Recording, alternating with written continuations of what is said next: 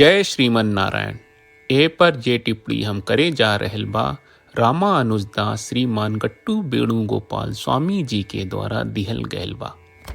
अध्याय 17 श्रद्धा त्रय विभाग योग श्लोक 25। तत् इति अनभिसन्धाय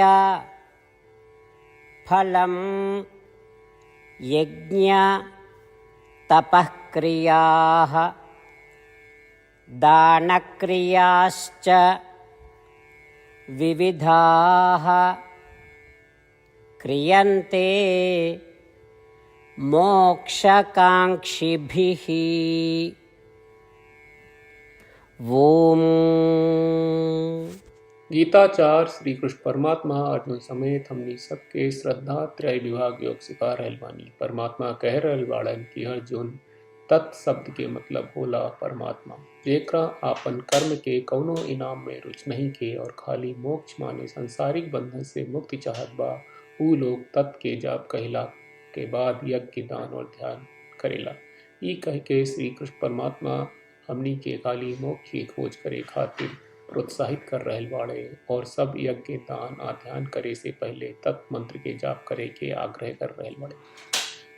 ऐसे हमनी के बिना परिणाम के कामना कहले आपन कर्म करे के शुरुआत करी जा और खाली मोक्ष के कामना करी जा और एकरा खातिर हमनी के तत् के जाप करे जा और सब वैदिक यज्ञ दान और ध्यान करे के काम शुरू करी जा। श्रीमन नारायण के प्राप्त के आपन जीवन के उद्देश्य बना के खाली श्रीमन नारायण के समर्पण करत घरी श्री कृष्ण परमात्मा के वचन के श्लोक के रूप में जैसन बा वैसने दोहरावे के कोशिश करी जा। तत् इति अनभिसन्धाय फलं यज्ञ तपःक्रियाः दानक्रियाश्च विविधाः क्रियन्ते मोक्षकांक्षिभिः। श्रीमद् भगवत गीता का पूरा सार श्री कृष्ण परमात्मा ने अध्याय 18वें के श्लोक 65 से 70 में 8 काम करे खातिर दिले बाड़े। श्री कृष्ण कहले हम ओ लोगन से प्रेम करनी जो लोग इन 8 बातन के मान तारे। हम ओ भक्तन के हर तरह से रक्षा करब। श्री कृष्ण परमात्मा के द्वारा बोलल गईल संपूर्ण भगवत गीता सुनला के बाद अर्जुन कहले करिष्ये वचनम त्वा, जेके मतलब बा कृष्ण मैं उही करब जौन आप कही। यही कारण बा श्री कृष्ण अर्जुन के हर तरह के सफलता आ विजय प्रदान करेले। आई परमात्मा के आपन व्रत देई कि हमनी के ये 8 गौ कर्म के पालन करी जा। ई वचन परमात्मा के देवे से बड़न कौनो पूजा तपस्या यज्ञ नहीं। हम 8 प्रण कहब जौन हमनी के करे के चाहिए। आप सब कृपया इन्हन के आपन दिमाग और दिल में सोची। श्री कृष्ण के आपन वचन देवे के ई तरीका में हमनी सबकी कल्पना करे के चाहिए कि श्री कृष्ण का चेहरा खुशी से चमकत बा और खुशी के एहसास करत बा। जय श्रीमन नारायण। यहाँ हमनी के 8 वादा बा। हमनी के पहला वादा, हे श्रीमन नारायण आपका निर्देश के मुताबिक हम हमेशा तोहार ध्यान करब और तोहार बारे में सोचब।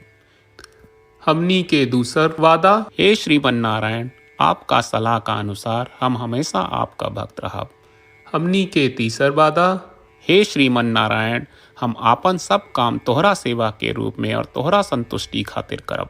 हमनी के चौथा वादा, हे श्रीमन नारायण जैस की आप माने के कहले रहलू, हमरा बहुत विश्वास बा कि हम आपके होई और हम हमेशा आपन दोनों हाथ जोड़ के आपके नमस्कार करब और आपकी पूजा करब। हमनी के पांचवा वादा, हे श्रीमन नारायण हमरा के तोरा बात माम एकम शरणम ब्रज 1866 याद कहले, जहां आप हमरा के आपन का अर्पित करे का कहा। श्रीमन नारायण मैं हमेशा तोहरे शरण में रहब। हमनी के छठवां वादा, हे श्रीमन नारायण हमरा के तोहरा बात माँ सुचहा 1866 याद कहले कि आप हमनी के शोक ना करे का आश्वासन दे रहे बड़े, हम अब और शोक ना करब। हमनी के 7वां वादा, हे श्रीमन नारायण आपने हमरा खातिर श्रीमद् भगवत गीता के वितरण करके हम सबके कृपा कहले और आशीर्वाद दहले बा। हम वादा करत बानी कि रोजाना कम से कम 1 श्लोक पढ़ब या सुनब।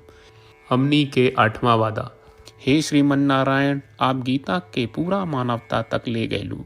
हम गीता में आपके दिव्य वचन के उन भक्तन तक पहुँचावे के प्रयास करब जे गीता से अपरिचित बा। हे श्रीमन नारायण हम उई करम जौन तू करेगा कहब, हम ऐसन व्यवहार करब जैसन आप चाहत बानी, और हम खाली आपका खातिर काम करब।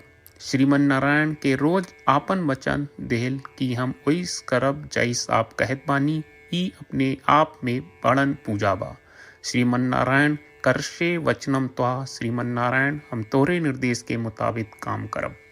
सर्वं श्री कृष्ण अर्पणम अस्तु। जय श्रीमन नारायण। तत् इति अनभिसन्धाय फलं यज्ञ तपःक्रियाः दानक्रियाश्च विविधाः क्रियन्ते मोक्षकाङ्क्षिभिः।